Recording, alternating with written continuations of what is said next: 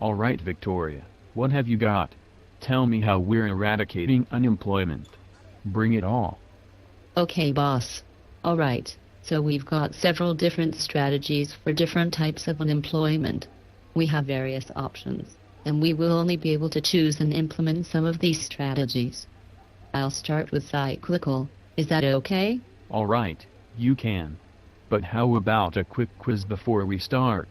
I've been working on this since the protest started.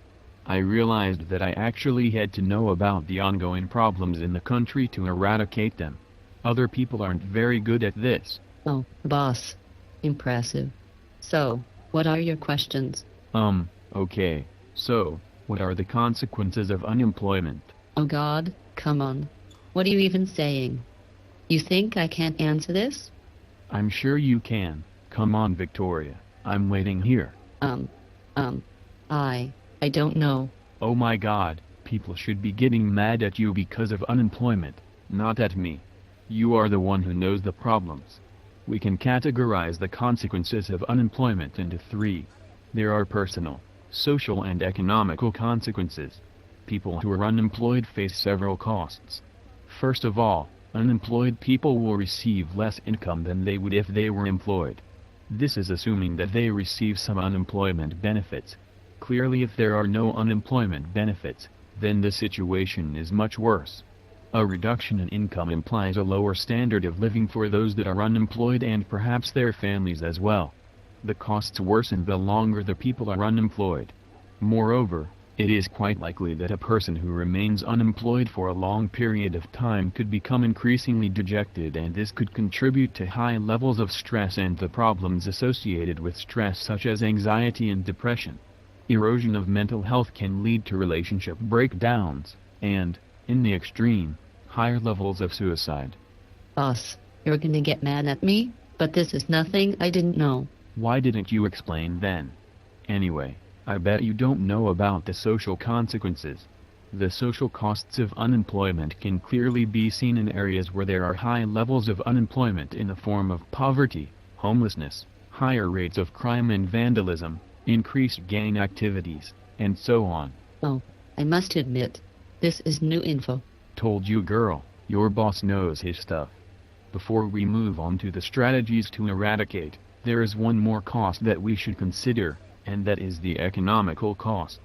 A production possibilities curve can be used to illustrate the key problem facing an economy with unemployment.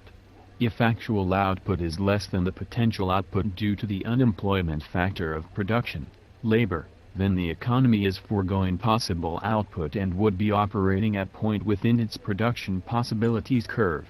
This loss of output, and income to the unemployed, has other implications for the economy as a whole. For instance, there is the opportunity cost of the government spending on unemployment benefits. If unemployed people who have lower incomes pay less direct tax and spend less money, the government earns less in indirect taxes as well. The government may have to spend more money to solve the social problems created by unemployment. Boss, alright. That's enough. Oh my God, now I understand how you feel when I talk. So, I'm just gonna be straightforward with the solutions. I'll start with cyclical like I said. Okay, boss? Boss, are you listening? OMG, sorry. I was just resting my eyes. Okay, I'm starting. For cyclical unemployment, given that the problem is due to the low level of aggregate demand and GDP, the solution to this type of unemployment should also be clear. The government can intervene to bring about an increase in aggregate demand through the use of fiscal or monetary policies. That is, the government can use Keynesian demand management policies. The government could use fiscal policy by increasing aggregate demand itself through increased government spending, or it could lower direct and indirect taxes to indirectly increase consumption by households and investment by firms. The central bank could use monetary policy by decreasing interest rates or increasing the money supply. Alright, what else? Oh come on Victoria, you're so slow. Then you come and ask why I fall asleep in every meeting. See, this is why. You take ages explaining something. Alright. So here's frictional unemployment solutions. Even though frictional unemployment isn't perceived to be a serious problem in the economy due to its short-term nature, there are ways the government can reduce this level of unemployment if it is believed that people are remaining unemployed for too long a time.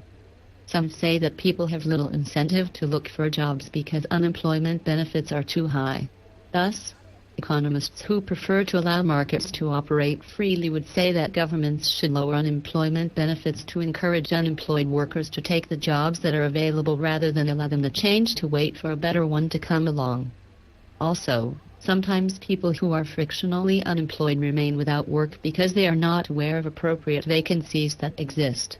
In such a case, frictional unemployment can be reduced by improving the flow of information from potential employers to people looking for jobs. This can be through such things as internet job sites, newspapers, job centers, and employment counselors. Okay, what about Santa Claus? In one of the econ videos I watched, it said Santa was seasonally unemployed.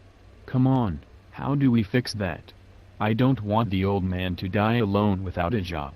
Plus, I really like old Santa. Oh, boss. You're the president of this country, and look what you're thinking about. That's seasonal unemployment. That can be reduced by encouraging people to take different jobs in their off-season. The methods mentioned previously, reduced unemployment benefits and greater flow of information, are appropriate here as well. Now, boss, last but not least, I'll move on to structural unemployment. I'll explain two different approaches. What do you mean move on? Are you still not done? God, kill me now. Look, that's mean. I'll explain it all, then I'm outie. I don't care about money, you're killing me here. Hey, what did I do? We'll talk later. Anyway, to eradicate structural unemployment, there are two different approaches: interventionist and free market supply-side policies. I will start with interventionist policies. A key here is to try to enhance the occupational mobility of people so that they become more available to take available jobs.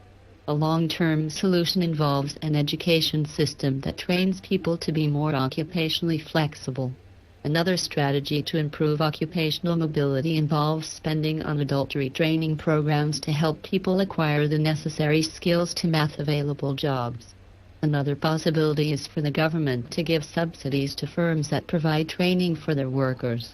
Governments can also support apprenticeship programs, such as those available in Germany and Austria, so that potential workers can acquire the skills needed in the labor force. However, there are two main disadvantages to such policies. The first is that they are likely to involve a high opportunity cost, as governments will have to forego spending in other areas in order to be able to afford the strategies. The second is that these policies are really effective in the longer term. And the second approach? About the second approach, market-based supply-side policies, it is all about the government stepping out of the economy.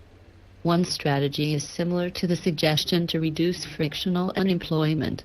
Governments should reduce unemployment benefits to give unemployed people the incentive to take the jobs that are available. Secondly, market-oriented economists feel that government intervention and labor market regulations reduce labor market flexibility and discourage businesses from hiring workers. They would argue that regulations about hiring and firing, for example, make businesses less willing to take on new workers. So they would argue in favor of deregulation of labor markets. This would involve reducing or removing the legislation that businesses must follow in their hiring, firing, and employment practices. The burden of such policies falls on two groups of people. First, people who lose their unemployment benefits will have lower living standards, and so such a policy can be said to increase inequity in an economy. Second, it can be assumed that labor market regulations are in place to protect workers from unfair treatment, such as being fired without due cause. Labor market regulations also guarantee certain conditions of work such as working time, holidays, and safety at work. If there is labor market deregulation, it would not be surprising to find worse conditions for labor. So although unemployment might fall, and the economy's output might rise, there might be a high cost for the workers themselves. Again, This can contribute to the inequity in the economy where the benefits of higher economic growth are not shared by all. Okay Vic. Looks like we're keeping the presidential suit. Woo-oo.